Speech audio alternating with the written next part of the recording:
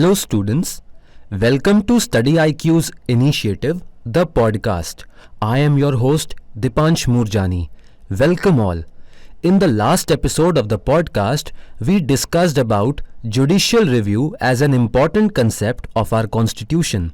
In today's podcast, we are going to understand separation of powers and federalism. All the new listeners can listen to our previous podcast to understand the concepts that we are going to study today. Sir, talking about the first concept of the day, which is separation of powers, we are eager to understand what is the meaning of separation of power.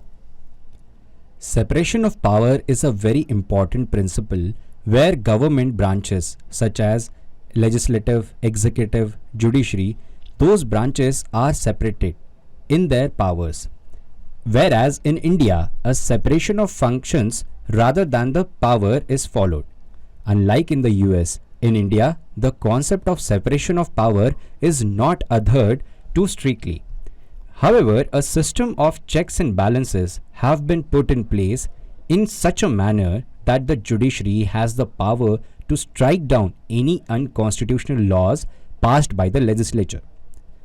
Whereas Article 50, the article puts an obligation over the state to separate the judiciary from the executive, but since this falls under the directive principles of state policy, it is not enforceable. The purpose of separation of power is to prevent abuse of power by a single person or a group of individuals. Following are the purposes. This keeps away the autocratic governments. This will also safeguard individual liberty, and it ultimately helps to create an efficient administration. This will also help judiciary's independence, and it maintains the separation of power. This will prevent the legislature from enacting any arbitrary and unconstitutional laws. Federalism is a unique and important concept of our constitution. Sir, in Indian context, it is said that India is a quasi-federal state. So, what is your take on that?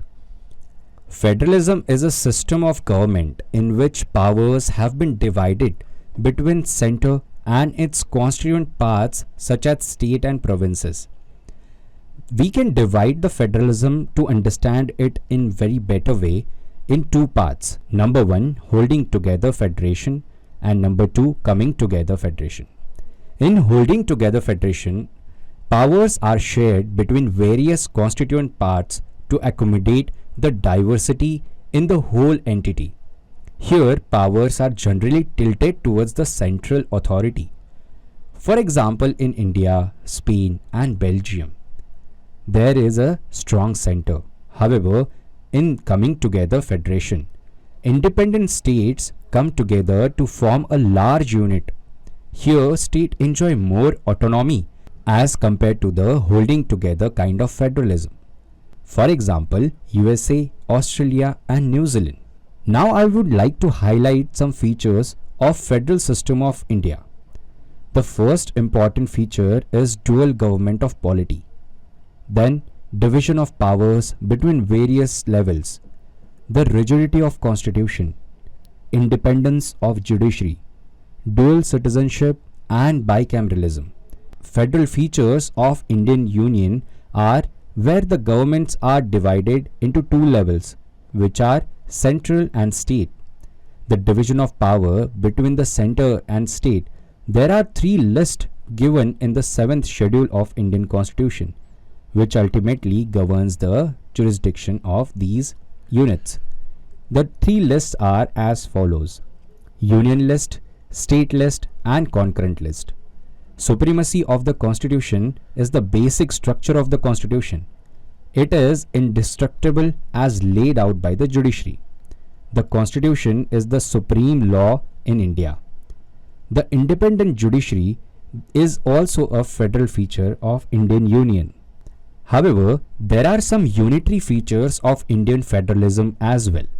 The first unitary feature is the flexibility of the Constitution.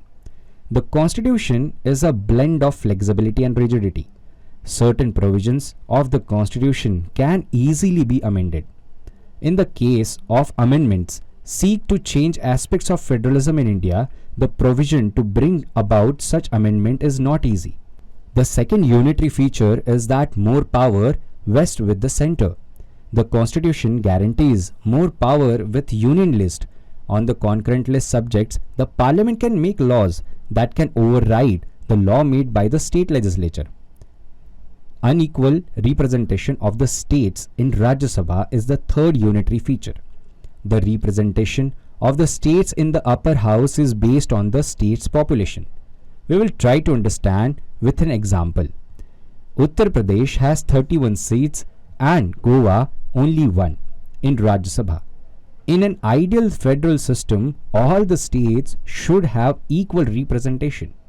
The another unitary federalism feature is the executive is a part of legislature and Lok Sabha is more powerful than Rajya Sabha. In our system, the Lok Sabha is more powerful than upper house and unequal powers are divided between the two houses. The most important unitary feature is emergency powers. The centre is provided with emergency powers. When an emergency is imposed, the centre has increased control over states. This undermines the autonomy of the states. After discussing the concept of federalism, we have covered all important concepts of our constitution from examination point of view. Sir, thank you for your information. This information is going to be fruitful for prelims as well as mains examination. Dear listeners, we are going to conclude this episode.